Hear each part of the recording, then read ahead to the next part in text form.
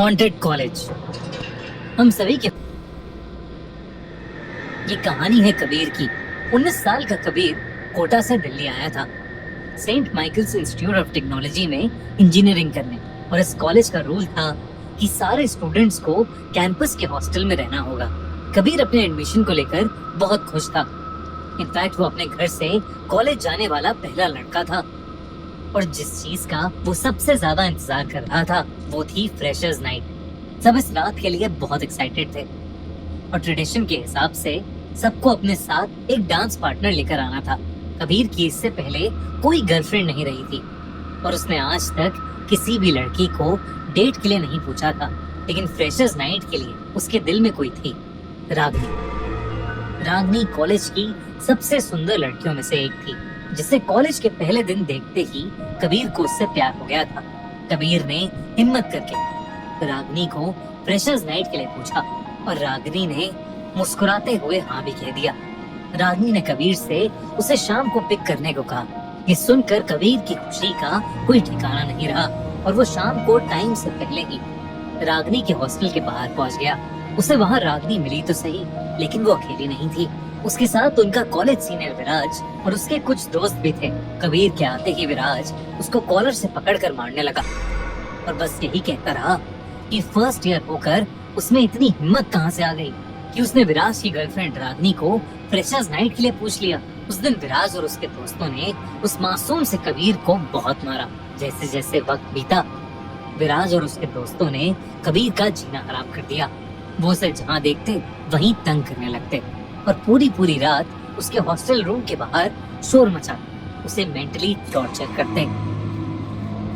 एक रात कबीर सोने की कोशिश कर रहा था और उसे नींद ही नहीं आ रही थी। कबीर जब करवट बदलते बदलते थक गया तो उसने अपना फोन स्विच ऑन किया। कहीं पर कुछ भी इंटरेस्टिंग नहीं था। कबीर फोन बंद करने ही वाला था जब उसे अपने मोबाइल के होम स्क्रीन पर एक अजीब सा ऐप दिखा, नॉक नॉक। कबीर को लगा कि गलती से किसी लिंक पर क्लिक करने की वजह से ये ऐप उसके फोन में इंस्टॉल हो गया होगा। पर ये ऐप था कौन सा, इसके बारे में उसने सुना ही नहीं था। ऐप खोलते ही उसे एक मैसेज आया, welcome to knock knock, an app that solves everything. नीचे एक ही बटन था, कंटिन्यू। थोड़ा हिचकिचाते हुए कबीर ने उस पर टैप किया। अगला मैसेज आया, make a death wish. Kabir मुस्कुरा दिया। आखिर एक ऐप क्या ही कर लेगा, ये सोचते हुए कबीर ने विराज का नाम वहां पर टाइप कर दिया। एक सेकंड के लिए स्क्रीन ब्लिंक होने लगी, फिर वो ऐप खुद बंद हो गया। कबीर को यह बात बहुत अजीब लगी और उसने फिर से उस ऐप को खोलने की कोशिश की, पर अब वो ऐप उसके फोन से गायब हो चुका था। ऐप स्टोर पर भी नॉक नॉक नाम का कोई ऐप उसे नहीं मिल रहा था। उसने सोचा कि शायद उसके फोन में वायरस आ गया है, इसीलिए उसने फोन को फॉर्मेट किया और फोन साइड में रखकर वो फिर से गहरी नींद में सो गया। अगली सुबह कबीर की आंख उसके फोन की नोटिफिकेशन से खुली। उसने अपना फोन चेक किया तो सबसे पहले उसका ध्यान टाइम पर गया। वो क्लास के लिए बहुत लेट हो गया था। इसी चक्कर में वो नोटिफिकेशन के बारे में सब भूलकर फटाफट तैयार हुआ और अपने रूम से क्लास के लिए भागा। कॉरिडोर से गुजरता हुआ वो नीचे जा रहा था। तभी उसने देखा कि रूम नंबर 21, विराज का रूम, पुलिस टेप से सील हो चुका था। आसपास पुलिस वाले, हॉस्टल वार्डन और कुछ स्टूडेंट्स खड़े थे। कबीर ने पास खड़े एक सीनियर से पूछा कि वहाँ क्या चल रहा है, पर जो जवाब उसे मिला उसे सुनकर उसके रोंगटे खड़े हो गए। विराज का किसी ने गला काट कर मर्डर कर दिया था। वो कट इतना गहरा था कि विराज का सर उसकी बॉडी से अलग हो चुका था। पर हैरानी की बात यह थी कि जब पुलिस आई तब विराज का कमरा अंदर से लॉक था। न किसी ने कोई आवाज सुनी थी और ना ही कहीं पर कोई फोर्स एंट्री के निशान। कबीर के दिमाग में पिछली रात वाला इंसिडेंट आया। उसने तुरंत फोन खोला और देखा कि वो ऐप उसके फोन में फिर से आ गया था और उसे जो नोटिफिकेशन आया था उसमें लिखा था, नॉक नॉक, प्रॉब्लम सॉल्व्ड। ये पढ़ के उसके हाथ से फोन गिर गया। पर ऐसा कैसे हो सकता था? कबीर ने फटाफट अपना फोन उठाया ताकि वो ऐप अनइंस्टॉल कर सके, पर कबीर उस ऐप को डिलीट ही नहीं कर पा रहा था। कबीर के पैरों तले जमीन खिसक चुकी थी। क्या विराज की मौत का कारण वो खुद था? इसी कश्मकश में फंसा कबीर कुछ ही क्लासेस के बाद वापस अपने रूम में चला गया। दोपहर हो चुकी थी, सब बच्चे क्लासेस अटेंड कर रहे थे और पूरा हॉस्टल खाली था। कबीर अकेला डरा सहमा अपने रूम में बैठा था। तभी उसके दरवाजे पर किसी ने नॉक किया। कबीर उठकर देखने गया तो दरवाजे पर कोई नहीं था। अब कबीर थोड़ा घबराने लगा था। उसने फिर से उस ऐप को अपने फोन से हटाने की कोशिश की, पर वो ऐप डिलीट ही नहीं हो रही थी। डर कर कबीर ने अपना फोन ही बंद कर दिया। लेकिन फिर कुछ देर बाद उसके फोन पर फिर से एक नोटिफिकेशन आया, push Ragini from the stairs. मतलब रागनी को सीढ़ियों से नीचे गिरा दो। ये पढ़कर कबीर बहुत ज्यादा डर गया और उसने अपना फोन जमीन पर पटक दिया। और उसके बावजूद उसके फोन पर नोटिफिकेशंस आते ही रहे। तंग आकर कबीर ने फिर से फोन उठाया तो इस बार उस ऐप पर एक वॉइस मैसेज था। कबीर ने घबराते हुए उस मैसेज को खोला। वो मैसेज सुनकर उसका दिल दहल गया। अगर तुम नहीं करोगे तो इससे पहले कबीर कुछ कर पाता, उस ऐप पर कुछ और ऑप्शंस आए, कुछ रागनी और कश्वी। कबीर के हाथ पांव जम गए।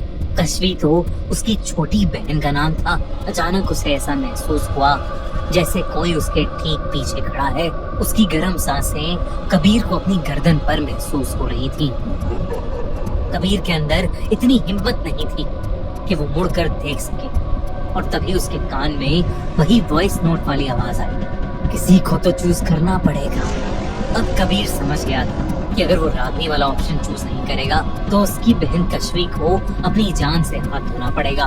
कबीर के हाथ कांपने लगे और हिम्मत जुटाकर उसने एक सेकंड के लिए फोन से नजरें उठाई और सामने लगे शीशे में झांका, और जो उसने देखा उसे देखकर कबीर सुन पड़ गया था। उसके पीछे एक लंबा काला साया खड़ा था। कबीर की डर के मारे जान निकली जा रही थी। उसने अपनी बहन को बचाने के लिए रागनी का नाम चूज किया, और चूज करते ही वो ऐप और वो साया वहां से गायब हो गए। अगली सुबह रागनी मिस्टीरियसली कॉलेज के मेन स्टेयर से गिर गई और उसका पैर टूट गया। कबीर को ये समझ आने लगा था कि अब वो बुरी तरह उस ऐप के चक्कर में फंस चुका है। वो ऐप अब उसकी जिंदगी को कंट्रोल कर रहा था। कबीर को कुछ समझ नहीं आ रहा था कि वो कैसे इस सब से बाहर निकले। कबीर ने अपने कमरे में खुद को बंद कर लिया और पागलों की तरह कांपते हुए रोने लगा।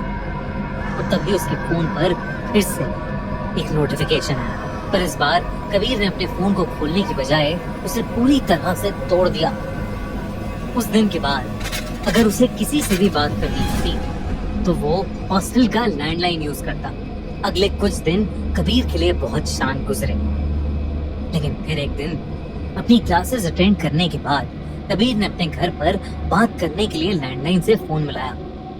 लेकिन सामने से जो आवाज आई तो कबीर की माँ की नहीं बल्कि वही आवाज थी जो उसने वॉइस मैसेजेस में सुनी थी। तुम्हें क्या लगा सब खत्म हो गया? फोन वहीं छोड़कर कबीर वहां से भागा, और अब उसे लगने लगा था कि शायद वो इस चीज से कभी निकल नहीं पाएगा। उसने अपने रूम में बैठकर ये सब कुछ अपनी डायरी में लिखा। तभी फिर से उसे अपने फोन की नोटिफिकेशन की आवाज आई। उसने अपने डेस्क के आसपास देखा और लास्ट में उसके डेस्क के एक ड्रॉर में उसे अपना पुराना फोन सही सलामत पड़ा मिला। वही फोन जो उसने कुछ दिनों पहले पूरी तरीके से तोड़ दिया था।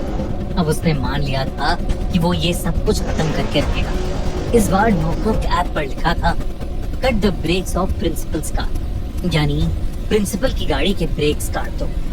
कबीर से सहा नहीं गया और उसने गुस्से में वापस टाइप किया, what if I don't, what do you want in return. तभी उसके फोन पर 4 नाम आए और वो सारे नाम उसके परिवार वालों के थे। उसके ठीक नीचे लिखा था, किल 1। कबीर इस चंगुल से निकलने की कोशिश कर रहा था, पर वो इसमें और उलझता जा रहा था। उसे अपने कमरे में जगह जगह वही काला साया नजर आ रहा था। और उसके कानों में एक अजीब सी आवाज गूंजने लगी, किल वन, किल वन, किल वन, किल वन। कबीर के लिए अब सब हदें पार हो चुकी थी। उसने चिल्लाकर कहा, कबीर, किल कबीर, खत्म कर दो इस सारी प्रॉब्लम को। अगली सुबह कबीर अपने हॉस्टल में मरा हुआ पाया गया। उसके रूम से कोई सबूत नहीं मिला, बस एक डायरी मिली जिसके सभी पन्ने पूरी तरह से फटे हुए थे। दोस्तों, अगर कभी आपके फोन में कोई ऐसा ऐप आ जाए तो क्या आप उसे यूज करें?